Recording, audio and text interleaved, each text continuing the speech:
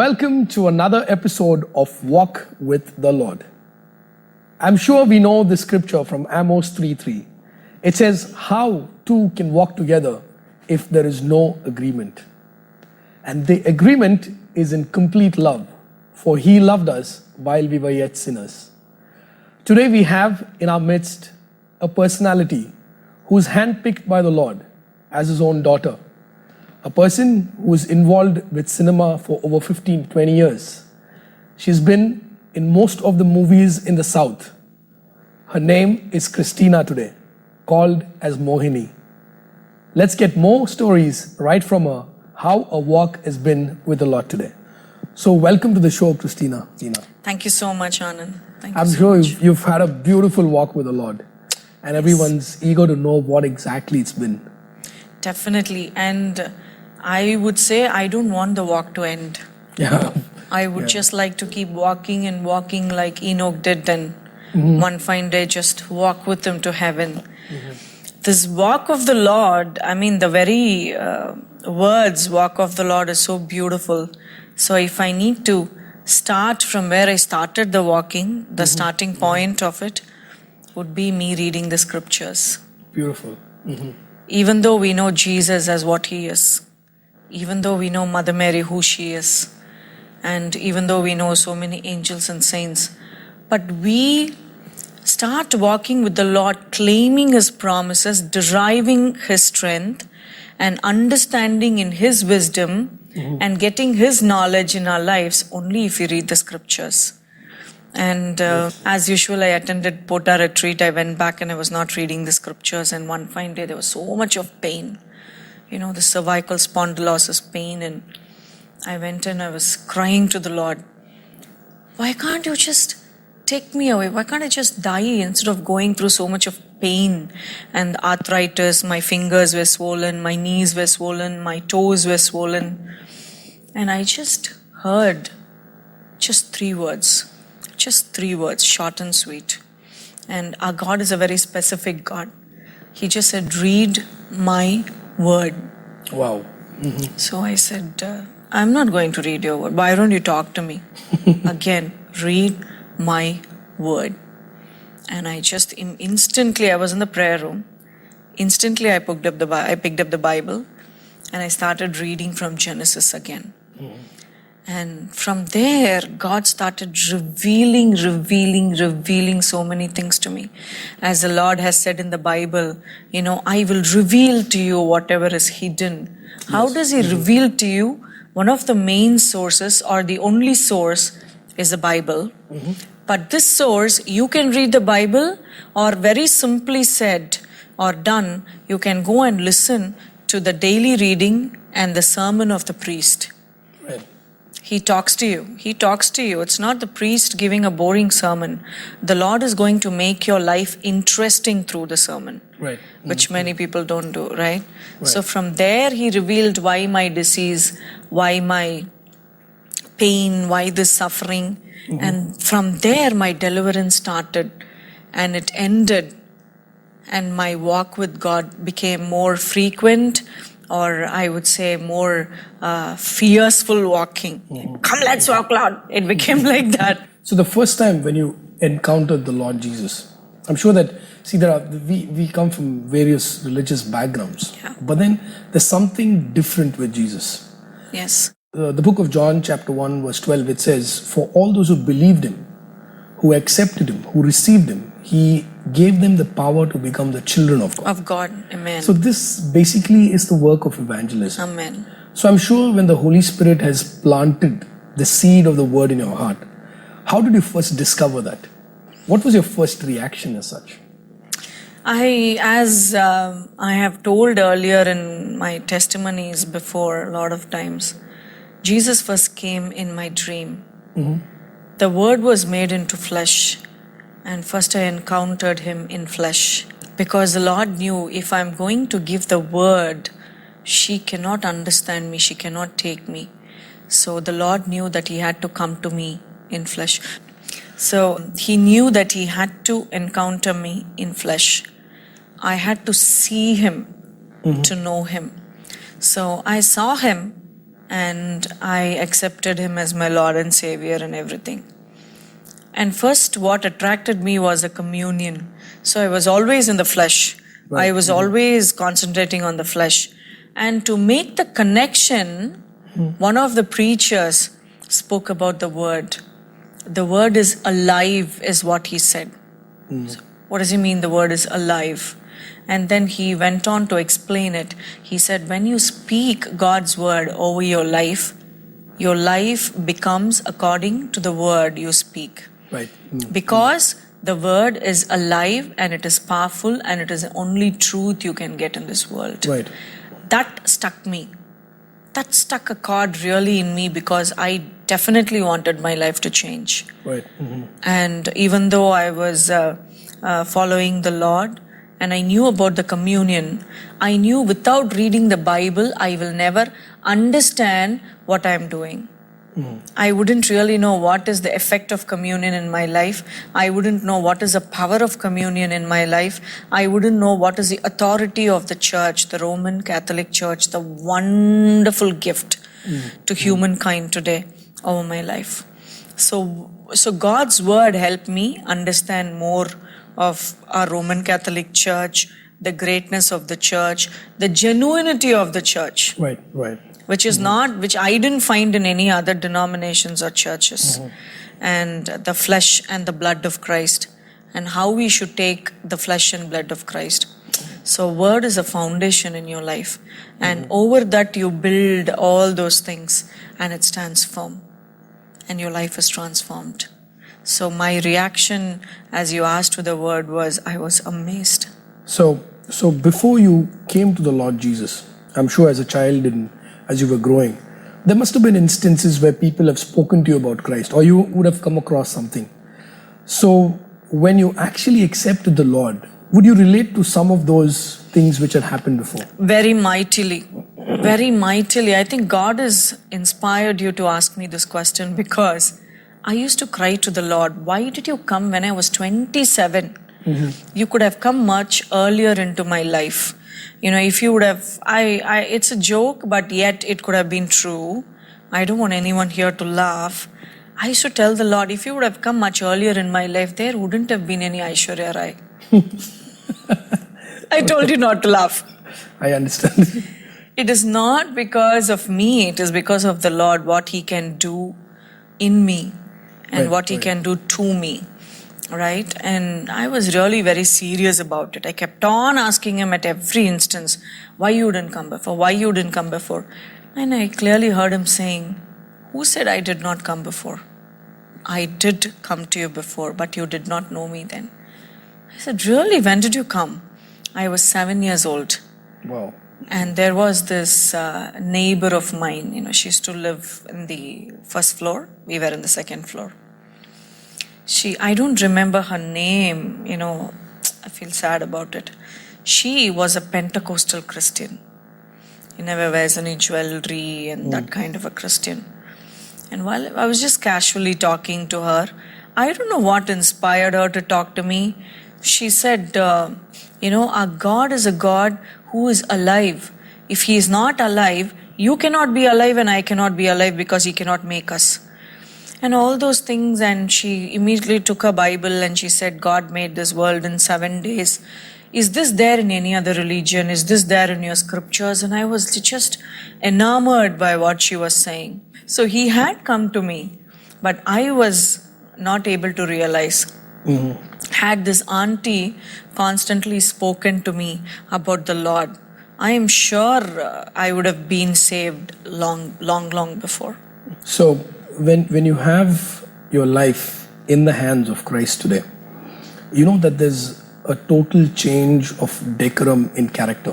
Definitely. You know, your character was totally, I mean, you should be knowing better how you were and how you are today. Oh my, so unbelievable. If you could just highlight on that, I mean, not on things which you don't want to share, but on things which can be shared, you know. Whatever can be shared is going to be washing my dirty linen in public, but I will do so for the glory of God. Before I became a Christian, I think I had a little bit of pride. I did. Even though people said I was simple enough, I know the difference now. And I used to think that this actress, this actor, this person, okay, they live in this house, they did only this movie. And so my Kaichapada, as they say in Malayalam, my outlook towards them was based on their achievements. That is very wrong. That is very judgmental. And I was super duper short-tempered. I would flung the video camera, I would flung my cell phone, and my husband just says one nice word about his mom, I will say 100 things about her which is not nice. And all these things were terrible when I look back now. And my husband cannot just decide a venue for dinner. My husband's name is Bharat, by the way. I feel very awkward saying, oh, my husband and all. So Bharat cannot decide a venue. Bharat cannot say, my dress is not good. Bharat cannot say that, my boss is coming, so can you be a little bit more well-behaved? Can you choose what you're speaking? He just cannot say. I would immediately go to the other side and say, so which means I'm not dressed properly, which means my language is not good. And from there, I'll go rat-a-tat-a-tat-a-tat-a-tat. And I will carry vengeance. Somebody did not smile to me, I will make sure I don't smile to that person the very next day. And somebody did not offer me a cup of coffee or tea, I will always remember that. They did not offer this. Even the small things to the big things. All those things, God has changed me now. God said, if they did not smile today, they have some issue, they have some sickness, some problem they are going on. As a Christian, you need to understand them. You smile at them. You make them at ease. You give them the comfort. If your husband is saying, you don't dress up well, you ask him for a suggestion. Because he is your husband, he is well-meaning person. He is your better half. You don't be a bitter half. So you talk to him, you ask him, oh, I'm sorry, Bharat, if I didn't dress up well. Then immediately his tone will change. So you be the first person to say sorry. You be the first person to smile. You be the first person to make the other person feel comfortable, because you have come here to serve. Because I am your master and that's what I did. And that was a huge thing for me to accept initially. But there is a promise. He will never make us feel shame. Our heads will never bow down in shame, is his promise. So this promise used to comfort me. And every time somebody doesn't smile at me, I will make sure I make an eye contact with them and smile at the person. And they started changing. They started smiling. They started becoming my friends. They started becoming, this warm, wonderful person. And I know it's God's grace. Because my life, as you said, is in God's nailed hands. It can never go haywire. It can never go to a wrong place. No wrong person can enter it. No wrong person can hurt me. Because I'm in the most secured, most protected place ever. In fact, that's what the Lord says, no one can pluck you out of my hands. Amen. So the point is, when after the Lord came into your life and the drastic changes that were happening, how was the reaction with respect to your family members? Did they really notice that, and did they ever come to you and ask you what's happening to you? They thought I had a trick up my sleeve. They were like, Manju coming and saying sorry? Oh, no, she's just trying some other trick. Manju not getting angry? Maybe she's feeling sleepy or something. That's why she's not reacted. And Manju sharing her most precious stuff with us. Maybe she's expecting something else from us, was the initial reaction. And I would go and say sorry to my brother, and my brother would just look at me very quizzically, very puzzled, and saying that, you're sorry. Sure, I'll believe something else, okay? Now don't come up with all these tricks. So it took humongous amount of patience from our Lord to sustain me in that changing thing, in my metamorphosis. Metamorphosis is still going on. It's not completed as yet. Right. But it took humongous amount of patience from the Lord's side to sustain me in that. And always this promise only comes into my mind, I will not be ashamed. I will not be ashamed. Oh, if I need to take the communion, I need to be in the right. So I need the communion probably more than my brother or anybody else in my life. So I will be on the right. So the desire for communion, sustained me. Otherwise I wouldn't have. So Jesus has got various roles to play in our lives. We call him friend, brother, savior. Which is the best aspect of Christ that you like? He is my darling Appa. He is my Appa who will protect me. He is my Appa who will pamper me. He is my Appa who will be very patient with me. He is my Appa who will spoil me rotten with his love, with his gifts, with his mercy, with the communion, with all the sacraments in the church. And he's also my heavenly spouse, who is very rich in his love, rich in his gifts, rich in everything. So I always tell him, you are saved, Lord, because I'm not a nun. Even though church, we are bride of Christ, but we don't exercise it completely like the nuns or the consecrated people, the priests. So I say, you are saved. You don't have to put up with me 24/7. I'm not there in front of you 24/7, so you're saved. But I'm coming there soon. There I'm your holy spouse. You had it with me there. So he's also my heavenly husband, and who is the sole provider of everything I might even remotely think I need. He is my sole provider. So when we look at the Gospel of Luke, chapter 4, Jesus is coming into the synagogue and he reads, "The Spirit of the Lord is upon me.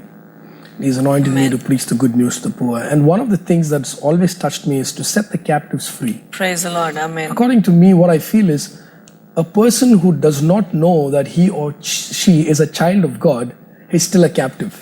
Definitely. He is still a slave. Definitely. So I'm sure that the Lord had a very, the saving act would have been a very fierce thing when he brought you out of Yes. the clutches of the enemy. Yes. So, which we call it as deliverance. Yes. So how was that experience? How do you elaborate on that? Deliverance started the minute I accepted my Lord. Deliverance had already started, but for me to come to realize that, I had to see things changing around me. I am a mere mortal. Right, true.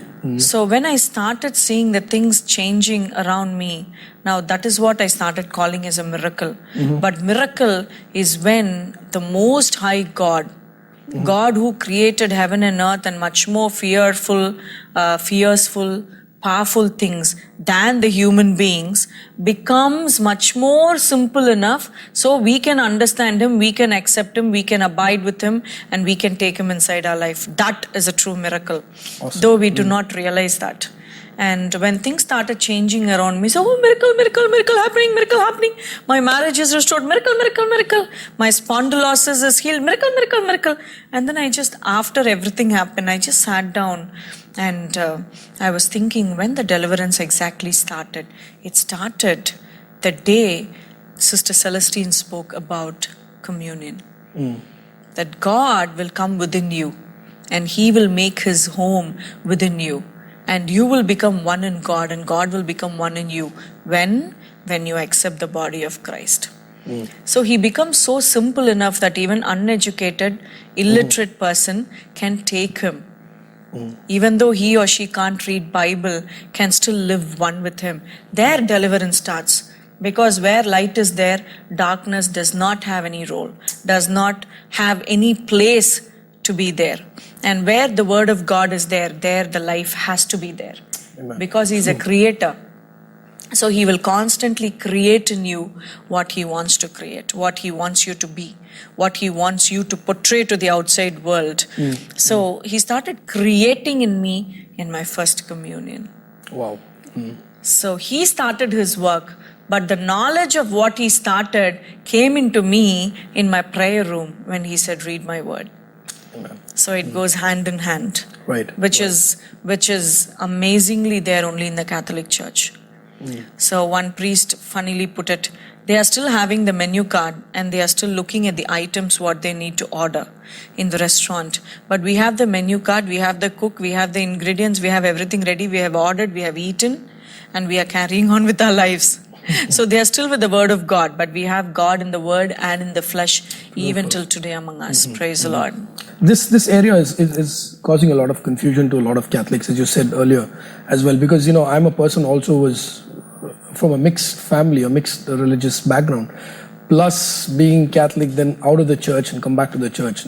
Each one's got their own experiences. But then I'm sure that at one point in time you would have seen something outside the Catholic Church, which would have drawn you a little.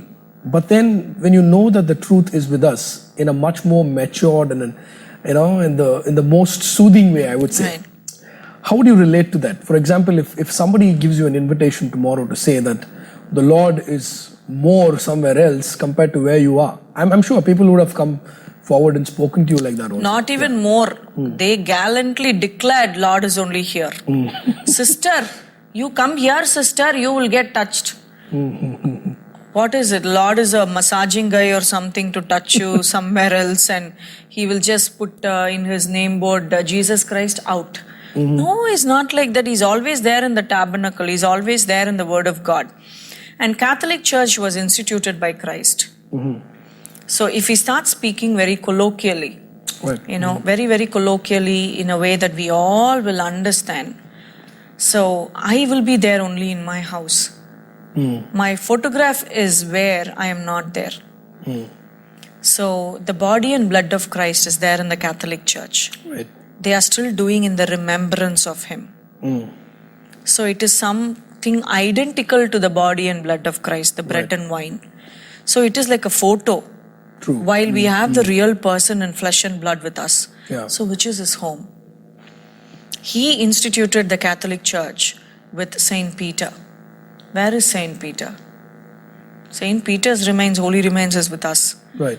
Where did Saint Peter sit? Now our Pope Francis is sitting there. Right. So it was very simple. It was like whatever remotely connected with Jesus is with us.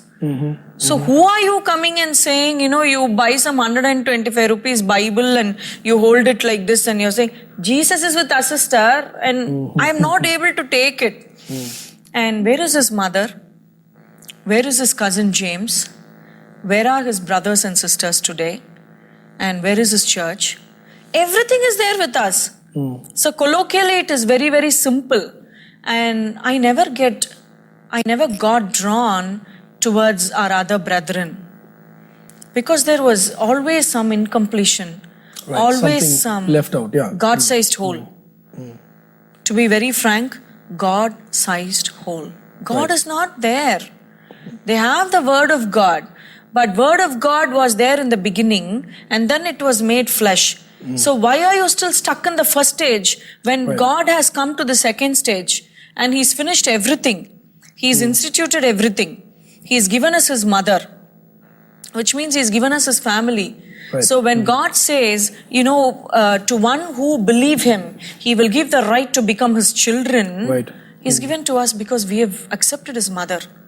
When His mother is our mother, we are automatically children of God. Perfect. So He gave us His mother. We call Mother Mary, Mother Mary. They call Mother Mary, Mary. So where are they? They are outside the church. They are outside the boundary. Right. They are outside the compound. They are outside the gate. They are outside the grace. So they are outside the will of God. So I never got attracted there by God's grace. God always, always, always led me through the right path. You know why? Because I came to Jesus through Mother Mary. Wow. Can you tell Through us Mary more to about that, Jesus, actually? yes. I started asking, talking, or rather blackmailing Mother Mary. Who are you? Who's this Jesus? You need to tell me. One thing I always believed, a mother will know about her son much more than you and me. Absolutely. Yeah. Even apostles, even Pope Francis, anybody. Mother Mary knows more about Jesus. So I thought, why will I go and ask human beings about the Lord? I will go and ask His mother. I believe His mother hears prayers, hears petitions, hears intercession. So I will go and ask her. And I went and asked her everything and I got answers for everything in 4 Sundays. There is this famous movie dialogue, you had me in hello. So my Lord had me in hallelujah. He just had me. I was just flat. I fell flat for Him. There is no other go. There is no other go because I came through the completion of the new covenant, which is Mother Mary. Immaculate conception. So even my saving was immaculate. Immaculately done. Immaculately brought to the one and only true church, original church. So I never got attracted to duplicates. When you go to the mother knows where the son is living. Right. Human beings might be wrong. So I went to the mother. She knew the address. She knew when her son is free. They both were living together in heaven. That is why whatever I asked her, he answered me. The answer did not come from Mother Mary. It came from Word of God, who is Jesus Christ himself. So the answers came from him. So I knew what these people are saying. Mother Mary is not in heaven. Mother Mary is just like you and me. Hello, excuse me, I'm sorry. She's not like you and me. Half an hour you pray in tongues. You say you can tell who is going to be the 105th president of India. Who is going to be the 2000th president of United States. She carried Jesus Christ in her womb. She was the first person filled with the Holy Spirit. She was the first person who had the communion of God. If accepting the Lord's body is communion, she accepted the body of Christ first. So she is a forerunner for everything today in the church. Beautiful. Whoever you are, whichever denomination you are, Mother Mary is a forerunner. Whether you know it or not is a different question, but this is the truth. You don't have to know the truth. That doesn't make truth a lie. Still, truth is truth. So I went to her and I got saved. I ran into her and she held my hand beautifully, as the right word you used, soothingly, and brought me to Christ. Here in our church, everything is soothing. Have you ever seen a mother when the baby cries, she'll go, "Oh, you're crying, I will give you..." Does she say that? No chance. No way. She said, "Oh, my baby, you're crying, I will give you milk." There, that is what is going. Sister, you have sinned against God. Brother, what you're doing is not right. And you're like, "Oh my God, I'm doomed, I'm ruined, I'm destroyed, my God." No, that is not what Christ came for. Right. Christ came for everybody. Everybody. Hindu, Muslim, Buddhist, Jainist, anybody. Christ came for everybody. He loves everybody. You need to accept God. You need to know the will written for you and for me. Then it is easier for you to claim. So that's been a super episode. You see how God picks people, handpicked, daughters and sons of God. I'm sure, for the word of God says, all things were made through him, and without him was nothing made which was made. Jesus is in us and through us. He is with us. So let's continue to walk with the Lord. As we walk, let's know that his word is a lamp unto our feet and a light unto our path. Till we meet in another episode, God bless you all.